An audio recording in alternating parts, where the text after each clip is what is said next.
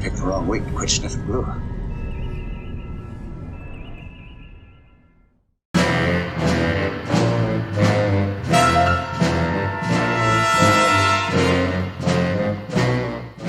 Hello, welcome back. It's October. It's Spocktoberfest. Get your Spocktoberfest ready. It is another week. It's another project, and it's a big one this time. It's going to be a return to outer space. I've been too earthbound for too long. I need to get back into outer space, and I was going to start teasing this a couple weeks ago, but I said in the last video that with the storms coming through and just the general uneasiness, I wasn't going to start teasing things with Doomsday is coming. Get ready to meet your doom, things like that. I'm going to build a Doomsday machine. I've always wanted a Doomsday machine, and a good sizable Doomsday machine. I've got all these little tiny Enterprises and no Doomsday machine to go with them. This is the Playing Mantis Johnny Lightning tiny Enterprise. And a gentleman named Stephen Burns said it's P-H-E-N, not E-V-E-N. Stephen Burns, a very talented CGI artist that I've met a couple of times. I saw him at Wonderfest last year. He was giving a full day-long workshop. And unfortunately, it was on a Friday, and I got a million things to do on Friday, so I couldn't enjoy myself at that day-long class. But he brought out something at that class that I found out about later and made my eyes go wee wee when I saw it. It's a Doomsday machine. It's a 3D printed Doomsday machine, and it's sizable. So this is it. Now you think, okay, well, that's no big deal. What scale is that? That's a Doomsday. Okay, it's a cornucopia. It's the Bugle of Death. It is the cornucopia. That's not that much to get excited about. But wait, there's more.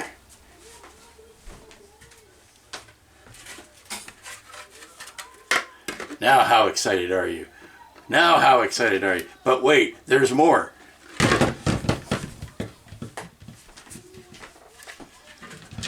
I can't put...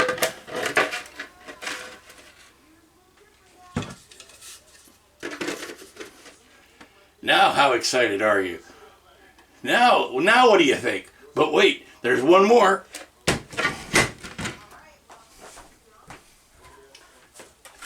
It's got a maw that could swallow 1,000 starships. Okay, I'm going to try to hold all this up at one time. It is very slippery because the pieces are not keyed together. So let's see if I can get all of this in one hand at one time. I don't think so. Let me see. Well, once I start gluing this thing together, it's going to go a lot easier. Nope. Good thing this is a filament printed kit, and it's a darn good thing that stuff is so resilient. Okay, I got everything temporarily taped together, and here is the beast. I have to stand back to here. This is 44 inches from tip to tail of nothing but doom. Now, I had originally thought that I might suspend this, hang this from the ceiling, break my code against hanging things from the ceiling, but no, because this thing is just kind of heavy.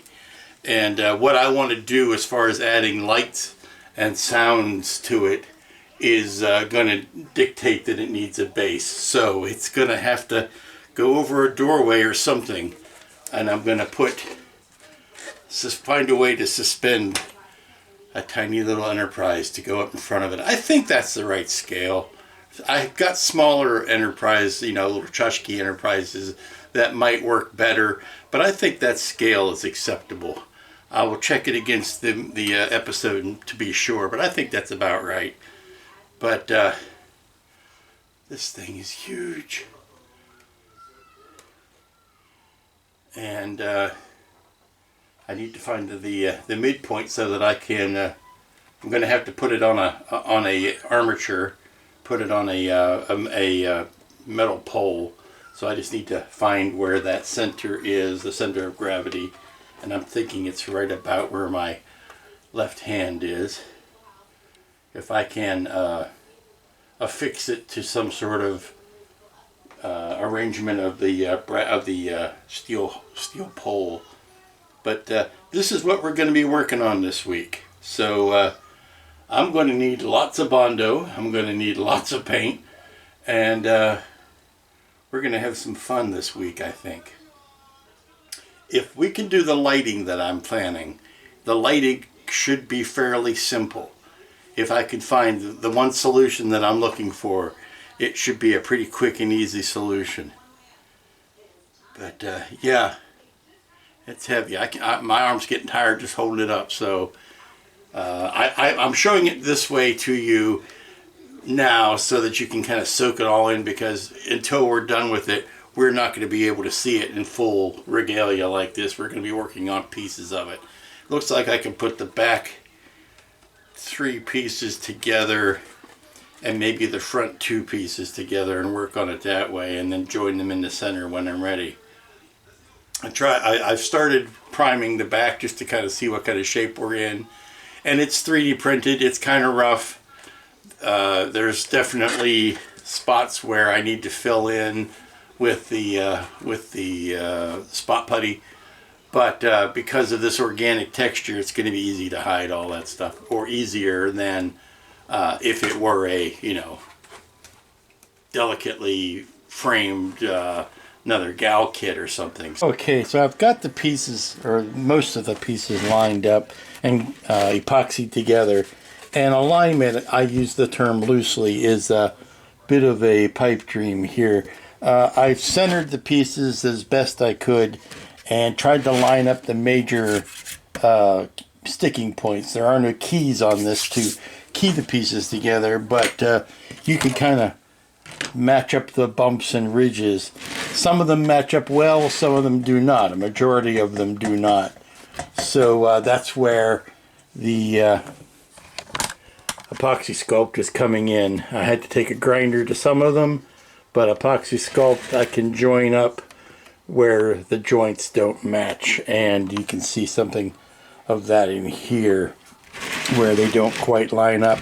Trying a couple different things, trying some spot putty in here. Of course, I had to hit the seams with Bondo or primer to even see them. That's the trouble with working with this clear filament material.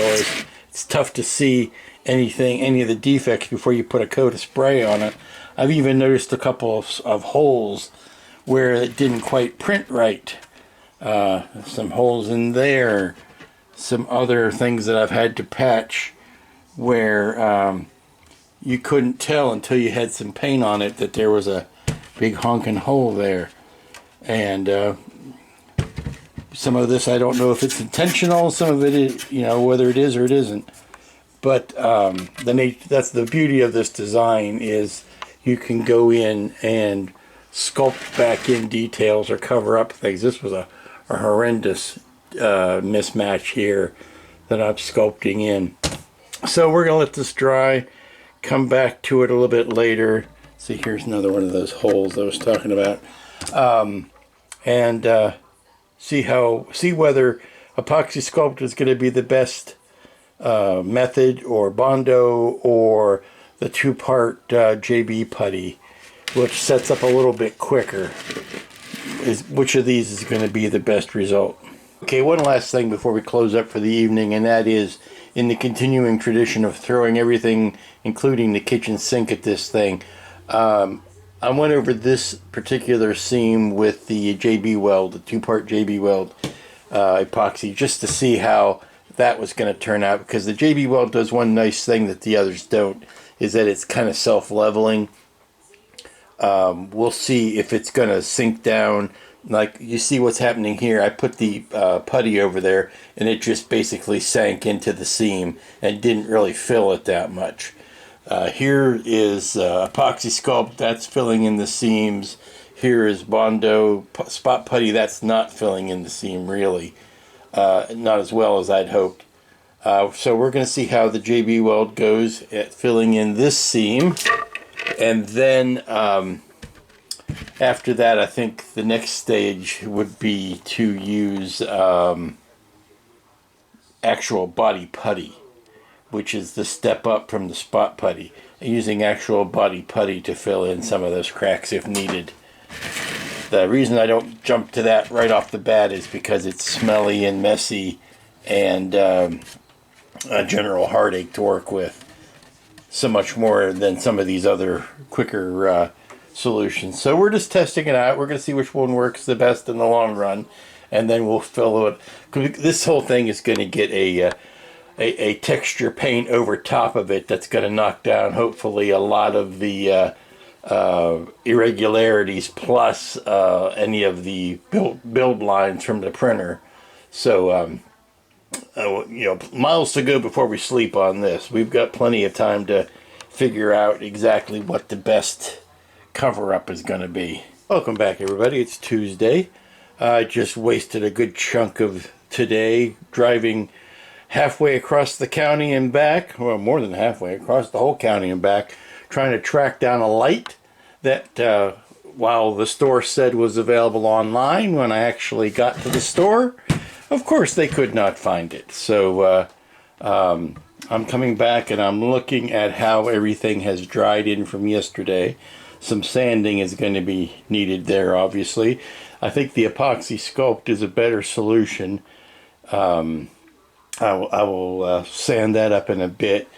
The epoxy here does make a nice tight bond, but it still shows the seam a little bit too much. But we'll get some primer on these and then sand them and then see how they go. I'm here on location in the display room to show you the type of light I was looking for.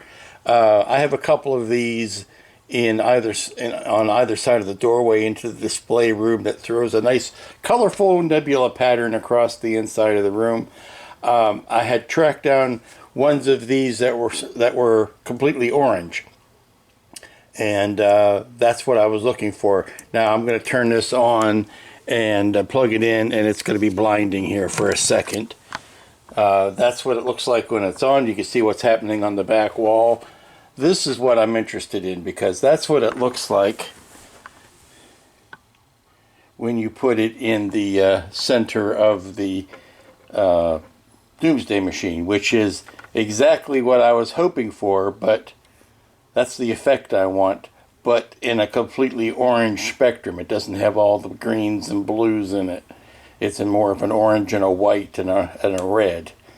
That's what I'm shooting for. So that's why I was something like this I can paint around the outside of, and that would be the interior of it.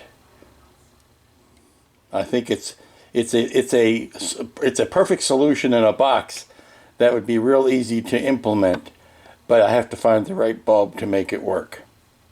Okay, so I just put a coat of primer over top of most of the cornucopia of Doom here, and I'm noticing a whole lot more defects in it. Stephen, I don't know what you call that.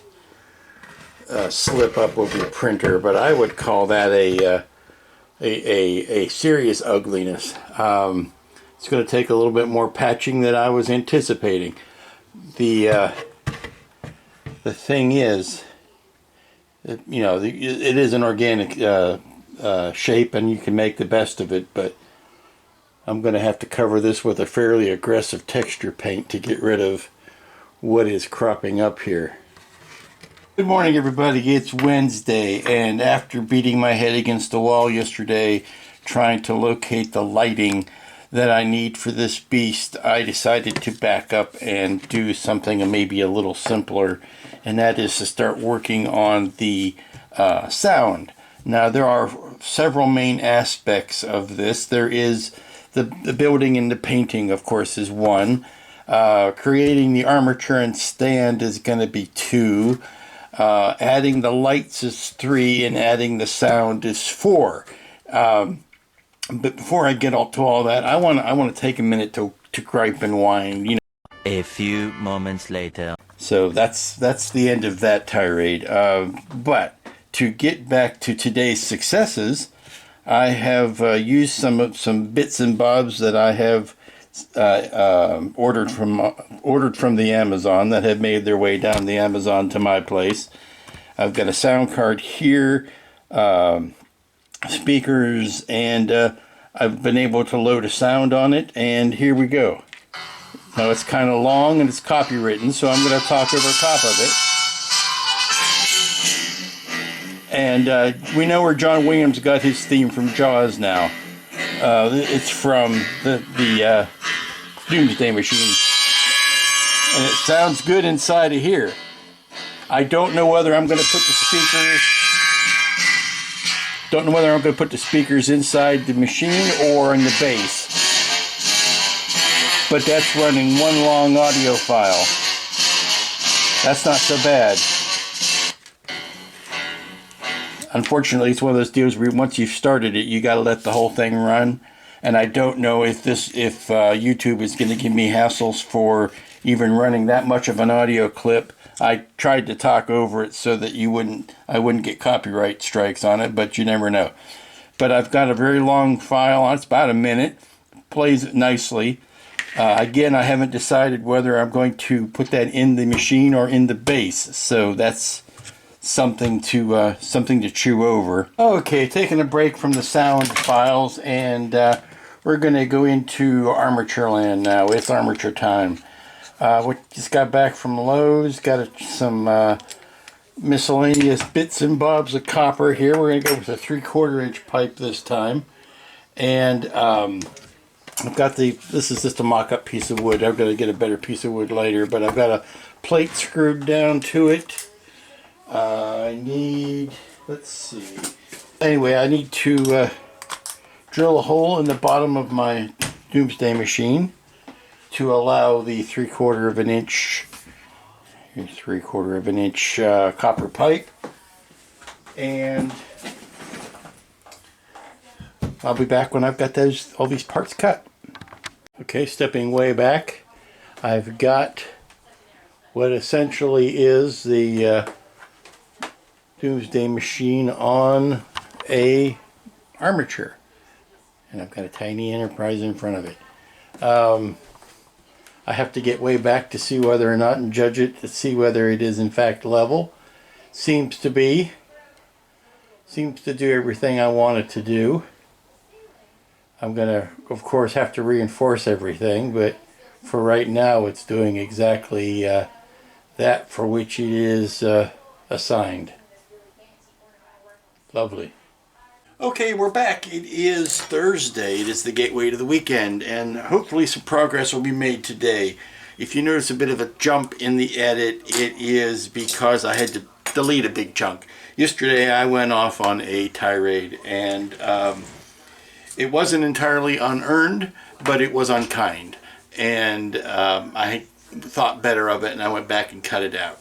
For one very good reason. I had gone off on the quality of this print and the parts and how they were coming out and not being what I was expected, but frankly what I paid for.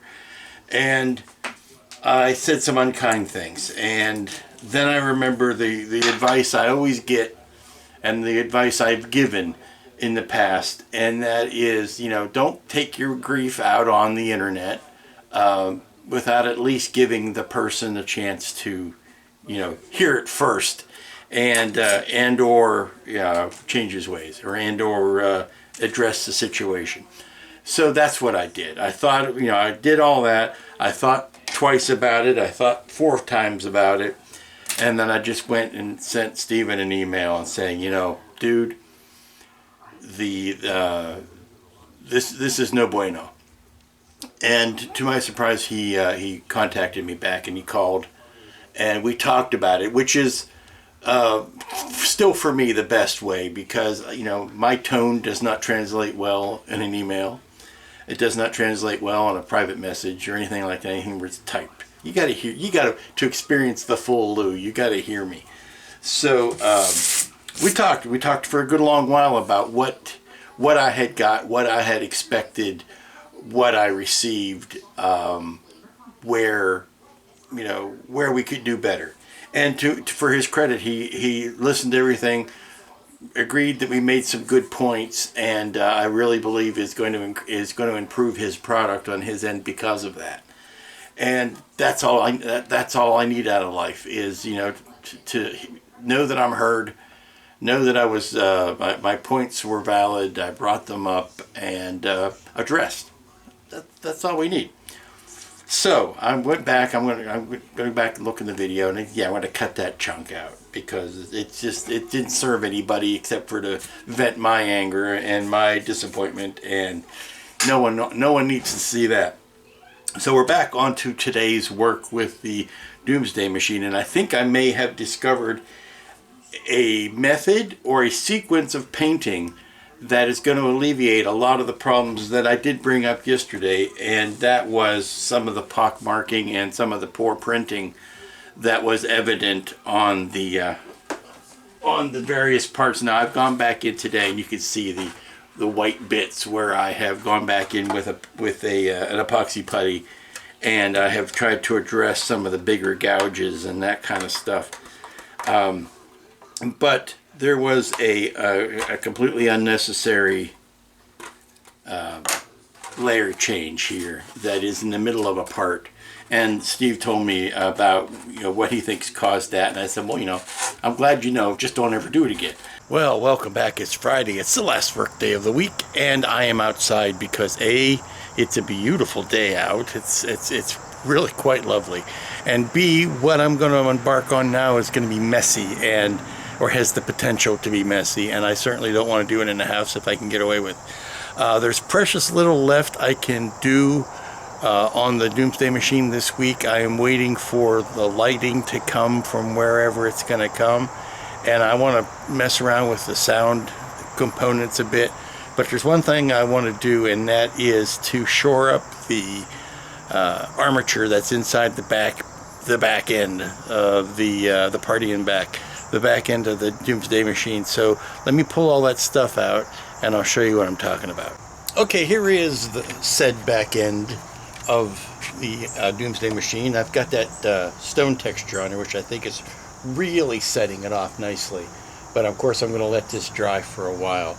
It's been drying overnight, and because that stuff is really messy, and there's going to be paint and everything on top of this, but without a good foundation you're sunk. So what's happened is I have taken some of that two-part putty and just kind of spot attached things in here, the armature, the copper rod, and the spacer that's inside. You can see that. What I want to do now is take some spray foam, jam it in there, and spray foam the inside of it, and that's going to do one thing that I wanted to do, which is to circulate around the metal pipe, the copper pipe in there, and lock it in place without adding a lot of weight. That was the important thing. This thing is heavy enough. I didn't want to throw in any. I had toyed with using the Durham plaster because I could drip it in and it would go all the way down to the back, but that would have added a lot of weight. So my experience with this has proven that this can get messy in a hurry. So that's why I want to do this outside. So wish me luck, and I'll come back after all the screaming is done. Okay, I got everything contained into that far back enough piece that stops right about here, which is fine. All I wanted to do was to lock that pole in place. So we're going to let that sit, and pretty much that may be the extent of what we do this weekend. It's such a beautiful day. I think I need to put the first blue coat on here just to see what that's going to look like. Okay, using the OG Doomsday machine as my example, not the remastered version, but the original.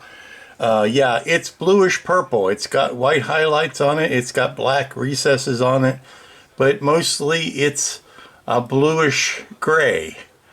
Emphasis on the blues. So that's what I'm going to use as my base color. Then of course I'll work off of it from there. But you got to find a spray can to start with, and this is my spray can of choice. It is Krylon Gloss Blue Hyacinth. Now I don't care for the gloss of this at all, so that'll all be flattened down. But on top of this I can do my dry brushing of white and my shading of black and all that kind of stuff, but we need a good base to start with. So I'm going to take this out, and because the weather is so beautiful, I'm going to spray the back end of it with this, and that will give me plenty of time for it to dry over the weekend. And if it doesn't work, they make paint every day, so I can find another color. Okay, we can see the Doomsday machine drying in the noonday sun. I just did what I did with Timmy the Tholian, where I took the gloss blue hyacinth and the hammered black, kind of sprayed them on both at the same time, got most of the coverage in with the blue, and then spritzed the black. Now this is all undercoating, this is all pre-shading. Any dry brushing or airbrushing I do on top of that will be obviously on top of it. It's only meant to give a good base color.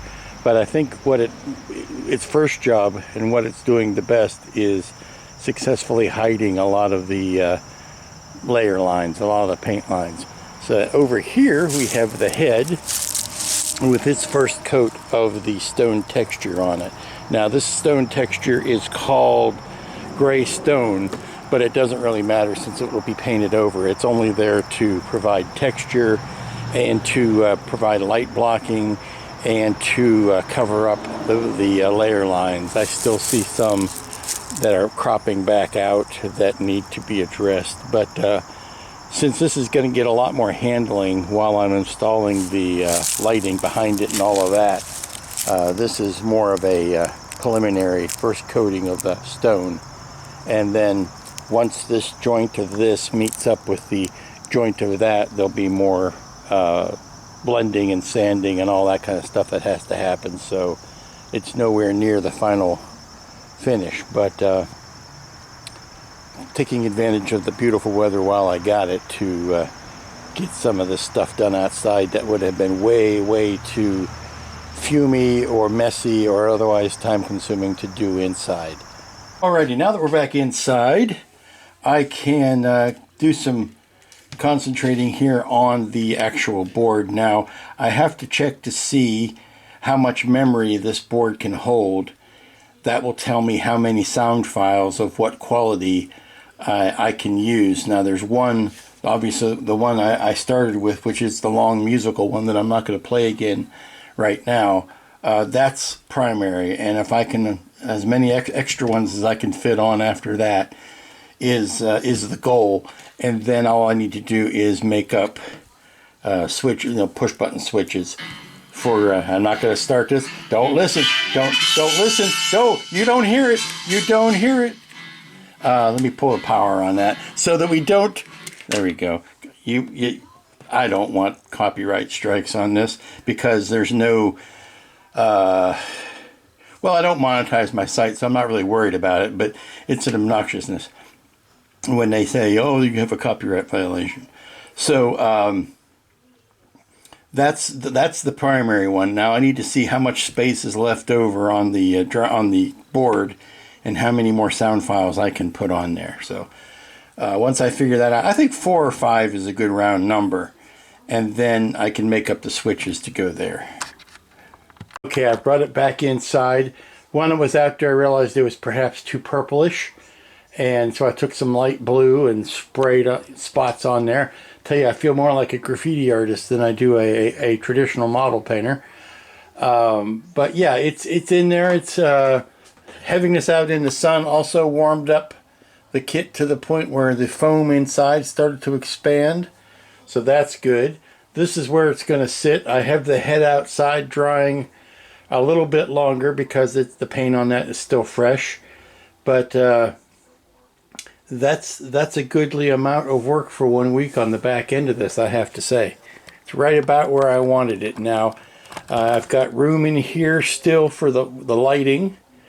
I've worked on the sound. I'm going to try to see if I can improve the quality of the sound clips, but I'm going to build a little box right here that's going to house the sound and the power connection and all of that kind of stuff. I had toyed with the idea of putting the sound up actually in. I'm going to try that, see what that sounds like. Hold on. Well, you know, I think that might work. Now, of course, this thing is a natural cone. Since it's a cone, it's a natural speaker box. The only thing that concerns me is what's going to happen. How muffled is it going to be once I put the head on there and all of MacGuffins, all of the gunk from the lighting. Is that going to muffle it too much? A, is there going to be room? Because still don't know exactly how much room the lighting is going to take up. How far back it needs to come. And then, barring that, is it going to muffle it too much? But it does sound good with the speaker in there. Just one speaker. I don't think I need both of them. They're not, huge stereo files. I'm going to play one that's an audio file. And you can be the judge. Way back in the 20th century, the H-bomb was the ultimate weapon, their Doomsday machine. And we used something like it to destroy another Doomsday machine. Probably if I could suspend that in the center. Weapon has ever been used for constructive purposes. Appropriate, Captain. Or maybe even put it up here. However, I can't help wondering if there are any more of those weapons wandering around the universe. Well, I certainly hope not. I found one quite sufficient. I think we might be onto something here. Ooh. Okay, so I just brought in the head. Now that it's not completely dry, but it's on its way, and you can see some of the big divots here that I need to fill in with. And I think I'm going to mix up some maybe JB Weld to fill in those holes. Actually, no, I think what I'll use is maybe that steel stick because it's already gray. It's a putty that I can moosh in there and it's already gray. So we'll use that. And I'm just starting to rough in colors here. Don't worry about the final finish. And of course, anything that's gonna be lit is still covered up with this tape. So don't go worrying about that too much either. But yeah.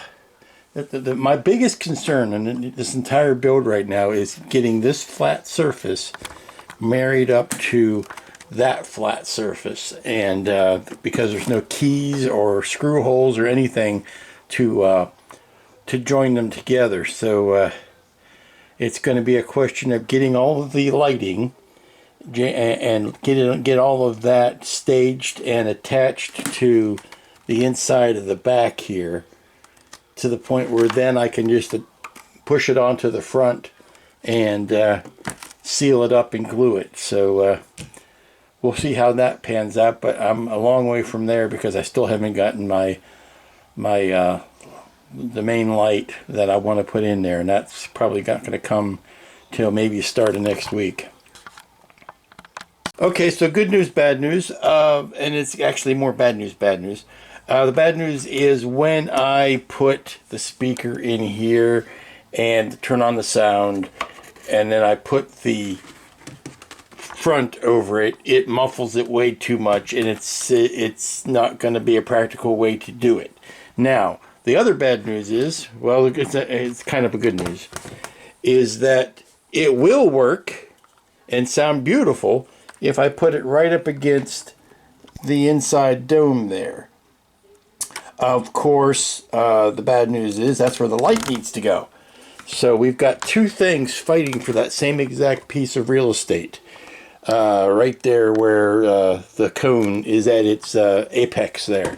So the lighting is going to have to win that battle. So I guess what means we're going to be putting the speaker in the base and not try to fit it up into here at all. So it was a worthy tryout. It was a good and noble effort, but ultimately not to be. Okay, we're in the display room to conduct one last lighting check. This is not the light I'm going to use, but this is how I want it to look. And I am checking, and I am getting a quite impressive amount of light blockage going on around the outside of this. This is very good. The paint that I've put on it so far has done a magnificent job of blocking. Now there's some little bits there that I can see might need touching up, but by and large I am 95 to 97% happy with the light blocking, how it's working. Beautiful. If only this bulb that I have now, instead of being red, blue, and green, were red, yellow, and orange, I would be so, or red, white, and yellow, I would be so, or even orange, yellow, and white, basically what I would like. I would be so happy, because it's just the wrong. It's 75% there. It is exactly what I want with the wrong color of LED in it. That's what I want to have happen. And my friends, that's going to end this week. That's going to bring us to the end for an odd week. A very frustrating week in some respects. Very rewarding week in some respects. But that is the week that was. Sometimes that's how it goes.